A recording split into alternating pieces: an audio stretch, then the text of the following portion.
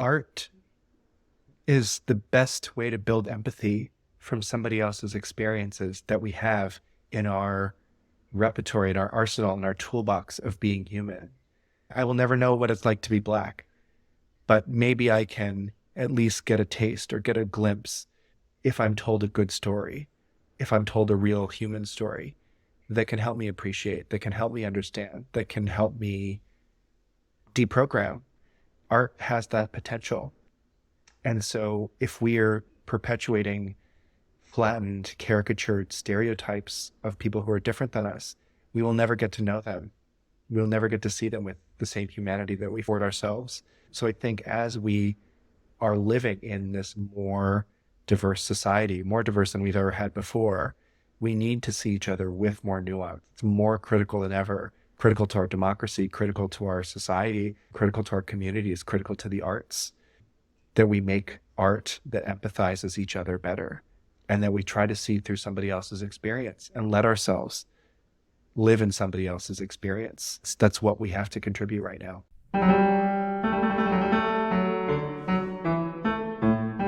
Hello, everybody. I'm Bob Couture, host of Where the Twain Meet. Welcome to our series of chats and interviews that I hope will shed new light on the subject of dispute resolution, areas where our human competitive and cooperative impulses, the core elements of conflict, are melded together into alloys of behavior that may not always prove predictable. We'll look in places where you'd expect the subject to be examined, but also perhaps where you might not. Are agreements, truces, deals, legal judgments, alliances, bonds of love, victories, losses, even works of art, created by some magical alchemy? Or are there real axioms, proven methods, which guide us through the churn of conflict to meaningful resolution? I think about Rodney King's simple plea during the 1992 Los Angeles protest riots. Can we all get along? Can we all get along? That wasn't just a question. It was a proposition too. Is that proposition impossible to achieve or even ridiculous to seriously consider? Let's talk with folks who may tell us something that we don't know, and let's try to find more answers. Of course, like many good things in life, some of the remedies are probably in plain sight. But on this show, we'll do our best to probe ideas simple and complex and not look the other way. Phil Chan is author of Final Bow for Yellowface, Dancing Between Intention and Impact, and he is co-founder of finalbowforyellowface.org. As stage director, he was an integral part of Boston Lyric Opera's reimagining of Puccini's Madama Butterfly, which was performed at the Colonial Theater in September 2023. While Butterfly is loved by audiences and remains an essential part of the traditional repertoire, the opera's history has a reputation for portraying inaccurate, harmful representations of Japanese culture, contributing to stereotypes of Asians and Asian Americans. BLL engaged with artists, board members, community leaders, organizations, and preeminent scholars to discuss Butterfly around the areas of cultural appropriation, race, and gender stereotypes, and the wide-ranging impact of this opera for Asian artists. I had the pleasure of performing in BLO's critically acclaimed production, and of meeting Mr. Chan as well. His discussion about racial appropriation and some of the caricatured projections upon Asians that have been an age-old habit in the United States through the arts and through other cultural instruments speaks to a world of realities which extend far beyond the theater and the stage, in my opinion. Hope you enjoy our discussion today in Where the Twain Meet. Phil Chan, welcome to the show. It was such a pleasure for me to be part of the Boston Lyric Opera's critically acclaimed production of Madama Butterfly last month, which you directed so masterfully. Normally, when performing in opera or ballet, I find myself beneath the stage, in the orchestra pit, unable to see the drama unfold. So it was a real treat to be seated in front of the stage at the Colonial Theater this time and be able to glance up and see the production when I wasn't playing. What's it like as a director to bear the responsibility of reimagining the narrative of such a classic work many in the audience would surely have only experienced through more traditional performances? Yeah, boy, we luckily had essentially a 3-year runway to have this conversation. It started with BLO dedicating resources to have a conversation called the Butterfly Process, which is available on BLO's website, essentially asking what is the problem with Butterfly and how do we find ways for this work to survive in the future. And it's really coming after a lot of conversations around the field about representation and race and how do we keep the canon going forward. But what do we do with these works that have artistic merit but have problematic depictions of exotic cultures when you find people like those in our communities? And those cultures are not abstract fantasy places, but very much real places to a lot of our audience members. So how do we negotiate that conversation? With BLO, just spending a full year bringing together scholars, directors and singers and historians to talk about these issues around Butterfly. What is the dynamic of Orientalism when we have Asian people in the audience? What are the tropes of East Asian women that exist in our popular culture, and how has Butterfly contributed to that? What's the work of the opera itself as time has warped it? How did this work change when it was performed in the 40s, when Japan and the United States had a very different relationship than when it did during Puccini's time, and the forced opening of Japan with Commodore Perry? So just all of those things, unpacking that, but then also asking the question of, okay, so what's good about it? What do we love about it? And then what are other ways that we can reimagine this work? So I think that full year of actually having those conversations and getting essentially like this rich prism of opinions and viewpoints about this work, including artists like David Harry Hwang and Butterfly and all these sort of tangential works that have been influenced or informed by this original piece. So just kind of unpacking some of those things as a community, and then from that creating a roadmap forward. Butterfly is one of those works that has some of the most beautiful music in the operatic canon and is so beloved by so many people. And yet is problematic. If we're pretending that we're strictly a European audience, then it's fine 200 years ago, 100 years ago, but that's not who we are today anymore. But it's not impossible. If you look at Shakespeare, 400 years later, we're still doing Shakespeare. And if you've seen a reimagining of a Shakespearean play, or even a Shakespearean play with a woman playing one of the characters, that's already something radical. Butterfly is one of those works that, since it is so beloved musically, why couldn't it support a reimagining? The challenge with a work like Butterfly is that it is culturally so specific. It is so Japanese and American. It's written in the score. You hear those music. It is an intersection or commentary about that. So that's not something that you can change out of its context. That, I think, was the biggest challenge. But yeah, and then working 3 years to get this production to fruition. And I was also just incredibly privileged to work alongside 2 other Asian American directors in the field who also premiered productions of Butterfly this year. So there is this conversation happening about how we represent each other, how we build more empathy with our storytelling. That was the pressure, but it was also incredibly humbling. Just this rehearsal process, I would walk into every single room and I was like the least experienced person every single time. Everybody's done Butterfly before. Everyone's done opera before. Just to be able to go and still try to make something and say something and be okay with making mistakes or playing a little bit, I think was the hardest part. Also, for being really honest, I was just terrified that people would be like, I'm not doing this. This is stupid, or I don't understand this. And the singers would just say, no, we're just going to sing it the old way, like with different costume. And like, it doesn't have to make sense. It's all about the music. But just the commitment from the cast was just, I don't know, I'm still reeling from the process, and just what a beautiful group of people and what a committed group of artists who are willing to try something new with this work. I'm still processing that, but it was definitely a very profound experience for me. Beautiful. Now, you say you were somewhat inexperienced. You mean that you're from the dance world. Yeah. And you were crossing over into opera. What was that like? Boy, everything. I think painting pictures with bodies, that's still the same, and creating tension and space and composition on stage. The blocking is very similar to just choreography. So that part was similar, but just in the rehearsal studio, the dancers, you always go with the music. So you would never dance without the music. You would never run anything without the music. You wouldn't play with anything without the music, because it informs where you breathe, how you transition through a step, where your weight is. It's so much informed by the music.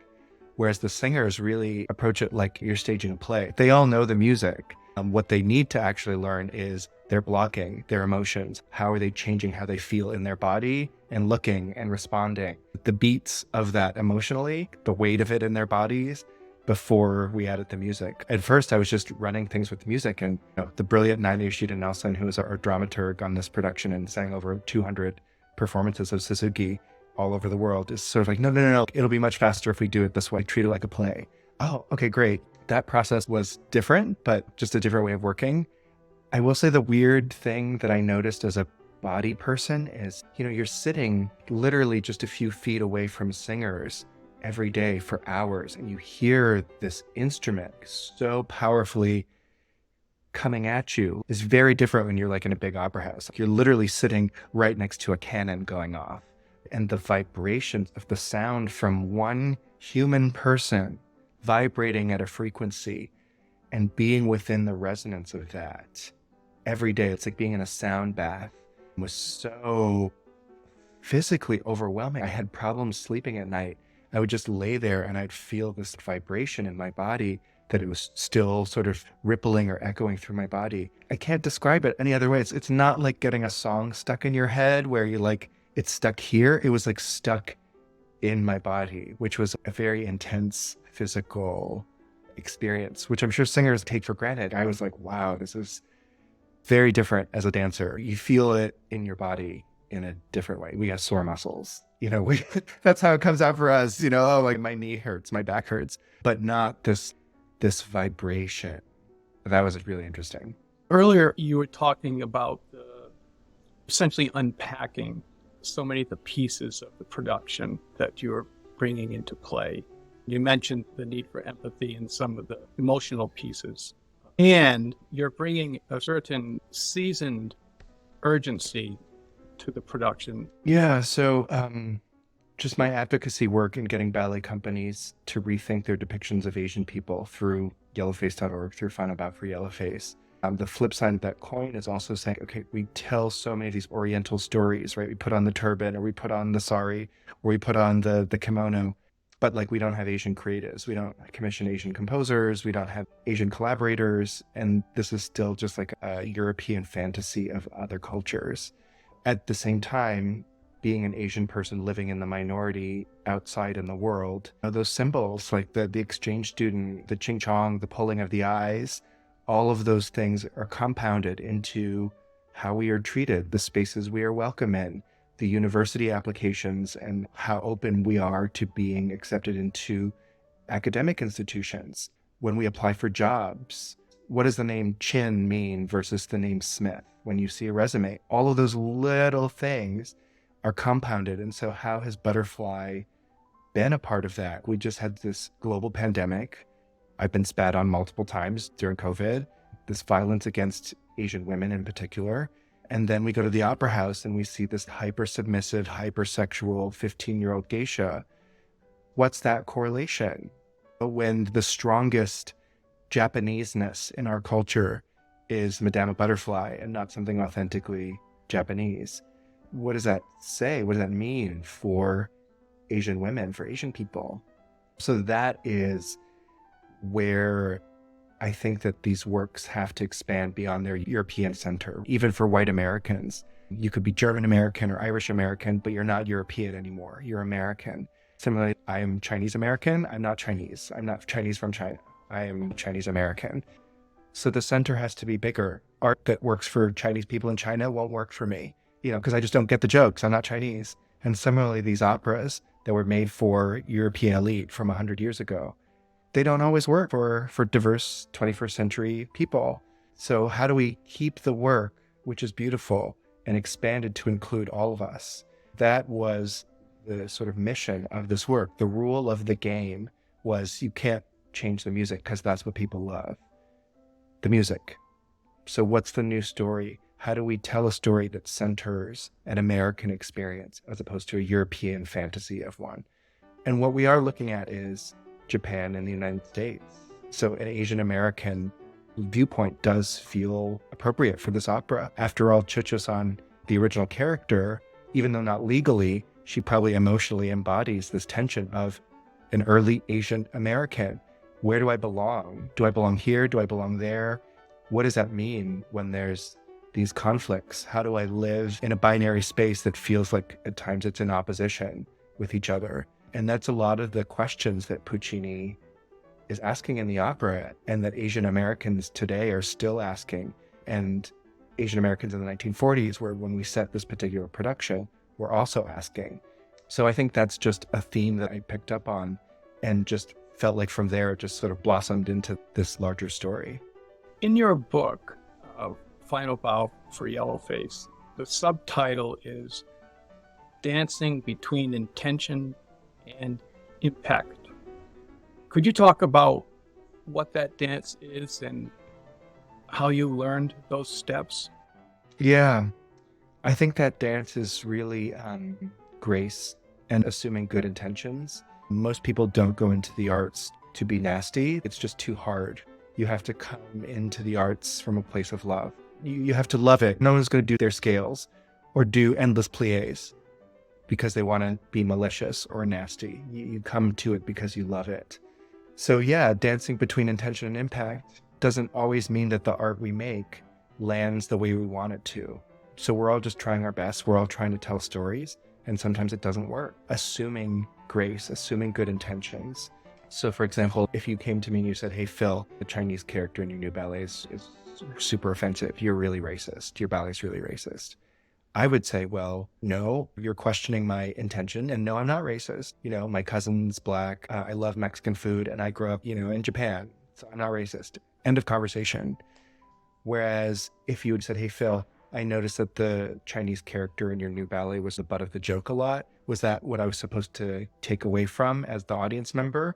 And then for me as the artist with integrity, I'd say, oh, no, actually, that wasn't the point. I actually wanted you to see the giant toe touches, this beautiful dance step. And so if you got that it was offensive, that's not what I was intending to. So how can we find a creative solution where that's not how it's coming across? And it's in that space where you can actually have constructive, creative solutions that can come forward, as opposed to people being defensive or coming up with something that is devoid of anything creative, but is just safe. Safe doesn't make good art. Restraint like that. If you're afraid of offending someone, you can't possibly make good art in that condition. So I think that's what dancing between intention and impact means. It's how do we have this conversation with grace? And I learned that through a lot of mistakes. In my book, Final Bow for Yellowface, I talk about the time I've made mistakes and what I learned from them and how I learned from them, and that we shouldn't be ashamed of sharing that learning process. It's like showing your work in math class. I learned how to be an advocate, expecting someone who's never touched a piano before to suddenly play Rachmaninoff perfectly.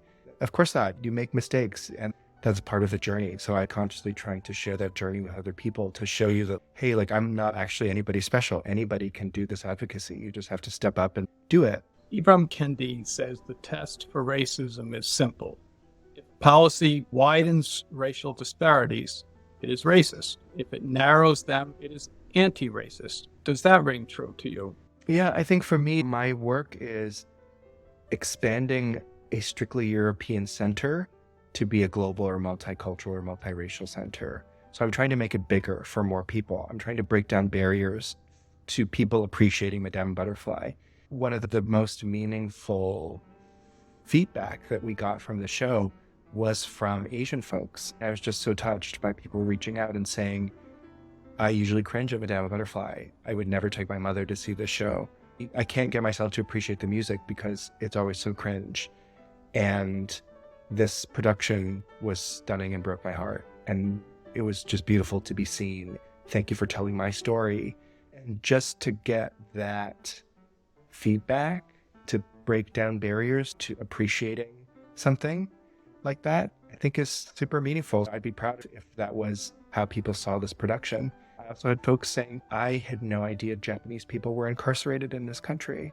I just was never taught that in history class. And that is shocking. And thank you for telling me that. So again, illuminating someone. It's not just, oh, well, that poor Oriental gal killed herself at the end of that fantasy Japan long time ago, far, far away. It was like, oh, no, they're like living people who experienced this. That's powerful. That's hopefully what good art can do. And that speaks to the importance of portraying real culture on stage as opposed to portraying a caricature. It's not even just real culture. I think culture with integrity. So I just curated an exhibition at Drexel University, a costume show on chinoiserie. And one of the examples we use is there's a dress from the 50s, little cocktail dress, made by a French designer. And it has the sort of Chinese phoenix pattern all over it. It's like a pretty dress with birds on it. And if you just look at that like a French person, you're like, oh, très chic. It's a beautiful French bird dress. But as a Chinese person, you say, yeah, it's authentically Chinese, but you would never have the phoenix alone as a symbol without the balance of a dragon. Or it was just like the wrong way to use that symbol. So it's not wrong, it's authentic, but it might not have integrity. When you see a drunk girl at a music festival wearing a Native American headdress, no one would say that's not an authentic Native American headdress. It's authentic, but is it being used with integrity? Maybe not. That's not a sacred piece. So that's, I think, what the question is. Yeah, okay, so we can do Madama Butterfly and hire someone to give us authentic Japanese movement and real kimonos, but at the end of the day, if it's still perpetuating a stereotype with a hypersexual, hypersubmissive Asian woman and an Italian soprano in Yellowface, then who cares? We have not succeeded. You talk about the difference between punching up and punching down with humor. And the question becomes, who's laughing? Yeah, I think caricature is really an important part of our storytelling. You know, like when you go to the amusement park and someone's like drawing your face, and if you have kind of a big nose, they'll draw like a really big nose. It's an exaggeration. It's two-dimensional, whereas character is nuanced. It's deep. It's in on the joke. It's fleshed out. You feel empathy for this character. You know, an example of punching down with caricature would be like blackface, literally using caricature to create stereotypes, create a negative impression about specific people because of their race. Whereas punching up with caricature is often used to critique power. So like Saturday Night Live, lampooning presidents. Every president, Democrat, Republican, doesn't matter. They've lampooned, politicians. It's a good way to keep a check on power. It's actually an important part of democracy that we can use irony and hypocrisy and caricature to keep a check on power. So it does have its uses. It's not always bad, but it's just like, how are you caricature that makes a difference? It sounds to me from reading your book that one of the earlier places where you felt being punched down or seeing culture punched down was in Nutcracker. And you actually took some concerted action around the tea dance. Can you talk a little bit about that? What it is about the more traditional, perhaps Balanchine choreography? Remember that the Balanchine choreography is only from the 1950s. So again, what was once innovative and new is now tradition. So most ballet companies don't do a specific version. There's a lot of after Petipa versions, but also Nutcracker is one of those works that a lot of people feel they can take creative liberties with and reimagine in their own ways. There's probably as many versions of the Nutcracker as there are productions of the Nutcracker. The unifying theme seems to be the Tchaikovsky music and the sort of suggestions in the libretto of the different countries. Otherwise, it's what's happening in the general libretto, like the snow dances. The problem with the Nutcracker and the sort of different depictions of different nationalities, often the caricatures are employed because you have a minute to try to show off what a culture is. And sometimes who gets to choose what those images are, what those cultural references are often chosen by outsiders. And they're often shorthand from a period that was the most vigorously defined as a sort of a cultural moment. So when you think of Spain, you think of matadors. For Arabian, you think of a belly dancer, right? This like sexy lady. So there's all different things. And it's across literature and paintings and music. It's not the fault of one choreographer or one ballet. It's just saturated in our environment. If you think of Princess Jasmine, and that's your Arabian Nutcracker, right? That's the costume. That's the same character. Some cultures are represented with more integrity than others. So when we're saying, yes, diversity, equity, inclusion, we want non-Europeans to come into this art form and feel included and feel seen and belong, but like ching chang chong, here's a version of your culture, and we refuse to change it because that's how we did it 200 years ago, and sorry if you're offended. It doesn't work that way. It's like, okay, well, fine, then I'm going to drop off my kids at the Chinese dance school. Screw ballet. We have our own culture. We're going to stay home and watch movies. We're going to go to soccer. My kids are going to go into soccer instead. There's nothing of value here for us, if that's how you see us. It doesn't work that way, folks. Sorry. Could you describe, for those who don't know the Nutcracker perhaps, or can't recall the Chinese dance, what's going on in a more caricatured production? Sure. So the little divertissement, the little dance is about a minute long, maybe a minute and a half. Usually it's young female dancers when they're first learning how to go on point. Usually the man and the woman, male and female dancers, don't touch each other. It's not like a partner dance. It's sort of asexual and sterile, but it's usually bouncy. The music, it's like a ginger beer. It's sweet. It's got a little spice to it. It's snappy. It's got a bite. In historic productions, dancers, usually white dancers, have painted their faces yellow, literal yellow face, have drawn their eyes out to their ears, have plastered on Fu Manchu mustaches. They sport a Q hairstyle, which was a form of Manchu submission that we haven't seen since the last emperor of China. So again, why it's still a stand-in for all Chinese people to this day is weird. It's like if we imagined German people as the way they looked in the 40s forever. You know, it's like not every German person is a Nazi, right? And the women, they've got fans or they've got ribbons and they're sort of bouncing around on point. It's very springy. There's a lot of head bobbing, a lot of shuffling. It's often queer. So you might have male dancers poking each other in the butt with an umbrella. So it's sort of gay and funny, campy. That's sort of the roundup of what is possible and what I've seen in that dance. One of my favorite reimagined versions is by Pacific Northwest Ballet. They do the Balanchine choreography. So again, like the challenge with Butterfly, in this case, you can't change the choreography. So what can you do with the costuming? What else can it be? Which is my favorite creative prompt. And so in this production, two Chinese girls push out a box. What's in a box? Everyone guess. It's sort of like a magic trick. And they open the box. Traditionally, it was like a coolie character. So we have the rice paddy hat. Instead of that, out pops a cricket, which is a symbol of hope, springtime, good luck. It's an auspicious symbol in Chinese culture. And of course, it does these big, magnificent jumps, which is what the dancer does.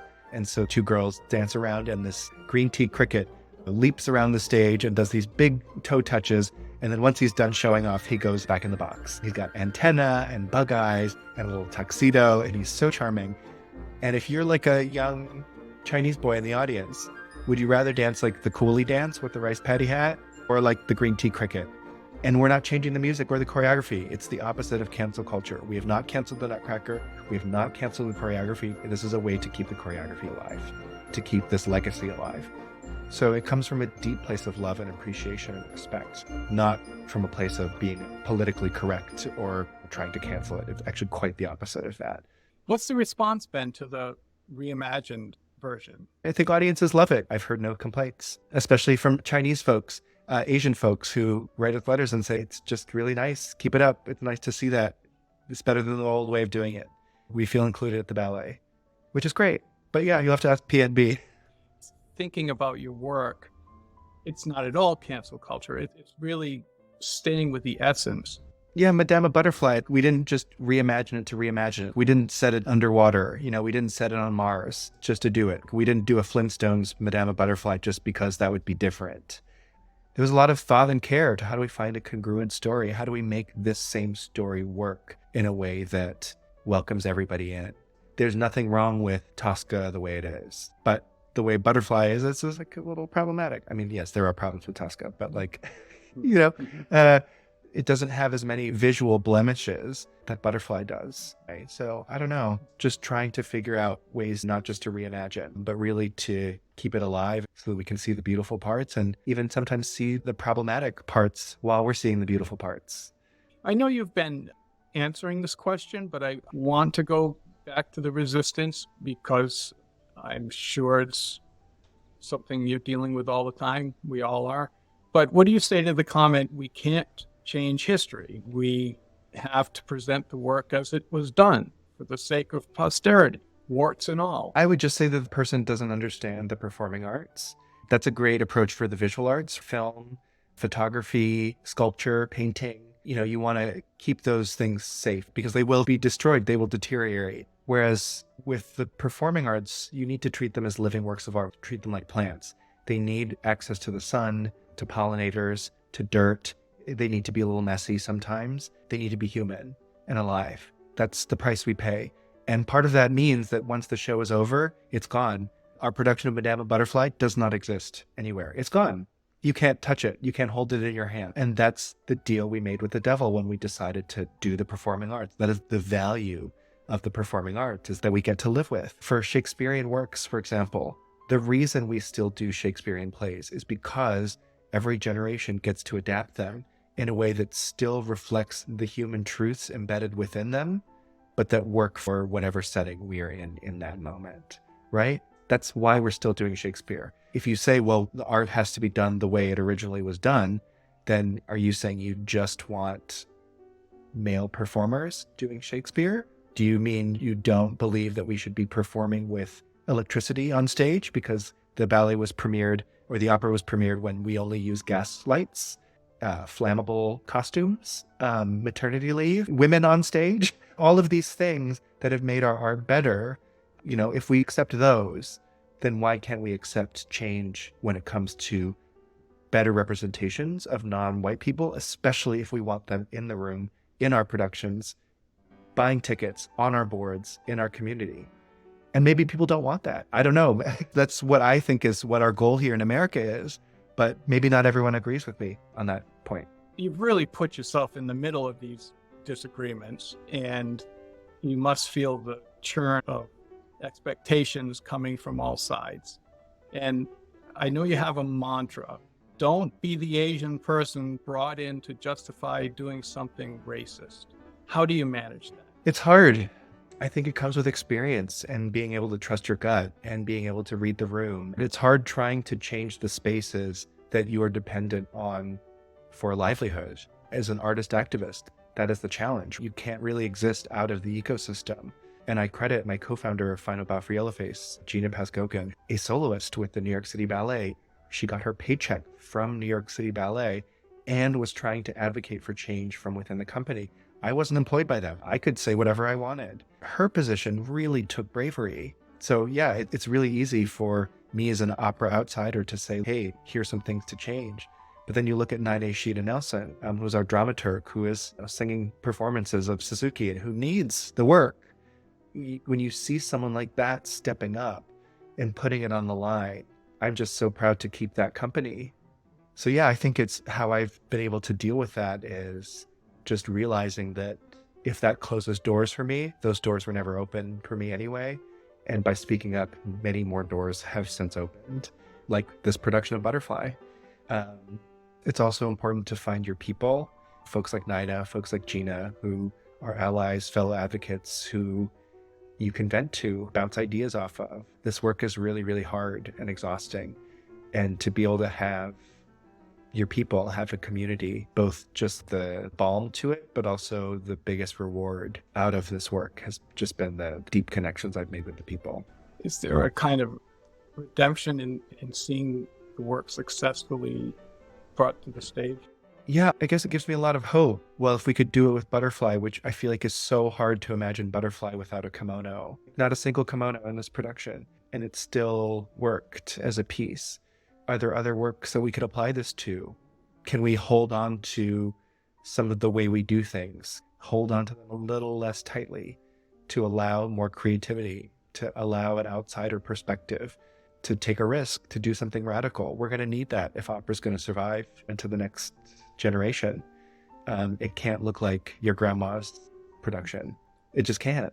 We're competing with HBO now. We look different than we did 10 years ago, than we did 50 years ago, 150 years ago, right? So yeah, it gives me hope that it's not just about this production working, but that other productions can work too. This was an Asian-led production, and wow, look at what we could do when we open our season with a statement like this. I mean, BLO has crushed it with their subscriptions this year, with their advanced ticket revenue this year. They pretty much sold out the run. This is great post-COVID. And it was done with a Butterfly that had a lot of integrity and a lot of heart. When you make good art, the community rewards you for it. I'm hoping that it's also just a model for how we can do this better.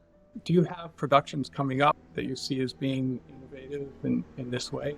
Yeah. My next big project is a full-length production of La Bayadere, which is sort of ballet's Aida. And that's premiering on March 29th of 2024, next March at Indiana University. I'm working with the brilliant dance notation expert and musicologist Doug Fullington to go back and look at this imperial Russian ballet from the 19th century, strip away some of the recent 20th century Soviet additions. But this is essentially one of the best notated, one of the pinnacle classical works. This is probably one of the big classical ballets. And I do feel it's important as an artist who's interested in breaking boundaries and looking forward. We need to know where we came from to look forward. We need to know what was done before, what was cliche, in order to know how to break the rules and go forward. Doing this process, resurrecting this ballet and this ritual is an important part of also pushing forward. But the original ballet contains depictions of Hindus that is problematic, little Buddhist moments that are problematic, quite a bit of blackface, and just this general Orientalism that is historically inaccurate and weird and like overly sexy. And so what do we do with it? We are keeping the notation. We're setting in the 1920s. We're paying homage to Busby Berkeley and golden age of the Hollywood movie musical. It's a Hollywood backstage drama, a love triangle. We're working with Larry Moore, who orchestrates a lot of the Cole Porter, Rodgers and Hammerstein, Gershwin estate. And so he's really an expert on musicals of this period, and he's reorchestrating the Minkus score to actually sound like a big band jazz American musical. So it's at a imperial Russian tempo, but sounding like an American musical. And it's going to be sort of dancing cowboys. It's like a cowboy musical that they're putting on. We're replacing Indians with cowboys. But again, this same treatment of what else could it be? What else could we do at these steps? Because that's what we love about it. But how do we do it in a way that is not just for Europeans by Europeans about an exotic culture, but how do we make it about us, all of us? And so that's coming up next March, which is already in full swing. We're doing production meetings and costumes and casting. It doesn't stop, but I love it. You mentioned a couple of times Yellowface in relation to blackface or alongside. Yeah. Do you have thoughts on the similarities, but also the differences? What they have in common is they're both punching down at non-white cultures, and in response to those people over there coming over here and threatening our way of doing things.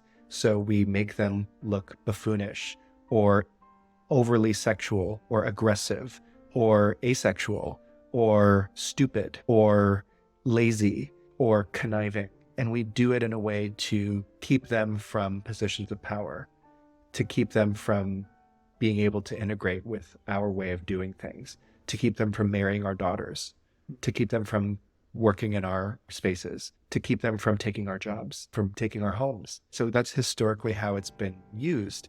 And again, that's the same as if you look at Jews, it justifies horrible things. Of course, the experience of Asian people, Black people, different groups have historically differed, but the devices of using racial caricature to punch down comes from a similar place of fear. The impact is similar, even if the specifics are different. There's a stage and there's the real world outside the theater. To those traumatized by cultural appropriation in America, can art make a difference in their lives for real? What message do you have for artistic directors who toss up their hands and say, what am I supposed to do? Art is the best way to build empathy from somebody else's experiences that we have in our repertoire, in our arsenal, in our toolbox of being human. I'm not a woman. I will never know what it's like to be a woman. But maybe if I read a book that follows a female character, or I watch a movie, or I see an opera that has a humanizing portrait that allows me to step into the experience of a woman, don't you think I'll treat women better as a person? Don't you think I'll be able to empathize better with women in the world if I'm afforded that? I will never know what it's like to be Black, but maybe I can at least get a taste or get a glimpse if I'm told a good story, if I'm told a real human story that can help me appreciate, that can help me understand, that can help me deprogram art has that potential. And so if we're perpetuating flattened, caricatured stereotypes of people who are different than us, we will never get to know them. We'll never get to see them with the same humanity that we afford ourselves. So I think as we are living in this more diverse society, more diverse than we've ever had before, we need to see each other with more nuance. It's more critical than ever, critical to our democracy, critical to our society, critical to our communities, critical to the arts, that we make art that empathizes each other better, and that we try to see through somebody else's experience and let ourselves live in somebody else's experience. That's what we have to contribute right now. Earlier, you talked about the power of inclusion relative to the success of BLO on the stage, but also at the box office. Do you think there's a generational divide? In other words, are younger people more onto this idea of inclusion as being a more powerful, empathic way to live? I don't know. I think there's empathy across all generations. I think it's a human trait. I wouldn't ascribe it, hopefully not just the youngest generation right now. We have people hungry in every generation. Around race, it's changing. I think we're seeing it swing one way, we're seeing back again. You know, the DI conversation is not as interesting anymore. It's not the fad anymore. We're swinging out of that. I feel it. I guess that's why I'm focused on making good art. I'm not focused on making a woke butterfly. I was trying to make a good butterfly. You described growing up in your early years in Hong Kong, and then maybe in your teen years, you're in the United States, and you come to the conversation with the perspective of folks in Hong Kong treating you like you're white. And then when you're here in the United States, folks in the States that you're going to school with treat you like you're Chinese. How has that changed your view of the world? And does it impact your view now as you look at art? I think being biracial and changing your situation showed me the power that other people have in projecting things onto my identity and making assumptions or putting me in boxes depending on what was comfortable for them, what box they felt comfortable putting me in. So in Hong Kong, even though I am just as Chinese as I am white, I was seen as white. And in the United States now, because you see my last name, you say, oh, well, he's Chinese. It's disorienting. And I think it took a long time for me to embrace the ability to be both Chinese and white, not half. Because I speak Chinese, I practice all the cultural traditions, and my cousins who are quote unquote full Chinese don't even speak the language. So why are they full Chinese and I'm half?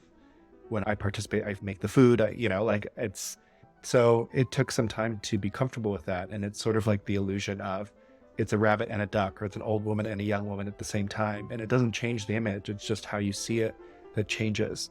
And so I feel like that's how I see the world. But then it gives me this perspective for counterpoint when it comes to working like pieces like Butterfly. How can something be both what it originally is and something else within itself, a critique of itself within itself, while still being the thing it is itself? A great example of that is in our production, Pinkerton at the top of the opera is singing about how great it is to be an American. And meanwhile, we have two Chinese American cowboys and cowgirls doing a dance around him. So being both the original of he is singing the song as it is, but also offering a counterpoint within that structure of saying, but who is American at the same time? This might be a naive question, but why is it so hard for people to look at a biracial person and understand that, no, he's not Chinese. No, he's not white. But gee, he's both.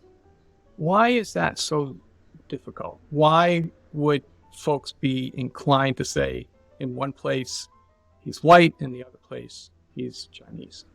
Because we have a tribal mentality. It's human nature. That's normal. And it's really hard to deprogram that. I mean, literally since humans started organizing themselves into groups, that's just how we organize people. And the more mixing we have, the more those labels and those boxes mean less. And that's scary. Well, then how do I know? How can I make assumptions about you? How can I prejudge you? If I don't know, are you the type of person who would steal from me? Are you the type of person that is quiet and respectful? Are you the type of person who is smart? Are you the type of person who is trustworthy? How am I going to make those assumptions about you quickly if I don't have these other cultural cues? these other larger cultural assumptions. It comes from a tribal place. And yet you look at a country like the United States, which is essentially lived on the contributions from numerous cultures, and we still struggle with this. As you look back at your career, is there a performance or a moment that stands out that you remember in particular? I'm still chewing on this production of Butterfly, if we're being really honest. I'm still chewing on it. It felt like much more than just another show, but more on that soon. And on the subject of the rear view mirror, if you were to meet your 20-year-old self and you were going to give him advice, what would that be? I think just stay open. Be open to the opportunities the universe throws your way, and also be nice to people. I don't know. The world is very small. Everything comes back around. It's a lot easier to be nice to people than to be nasty. Just save your emotional energy. Yeah. Probably also drink more water. Your skin will thank you for it later. Phil, thank you so much for talking with me today. And also thank you for your contributions in Butterfly. It's memorable for me too. I'll be keeping an eye on you. I'm at the ballet too. I'm sure that we'll see the influences of your work. I look forward to that. Great. Really appreciate it. Thank you for taking the time. Yes. Take good care. Thank you for joining us in this episode of Where the Twain Meet. And please check out future programming at our website, wherethetwainmeet.com.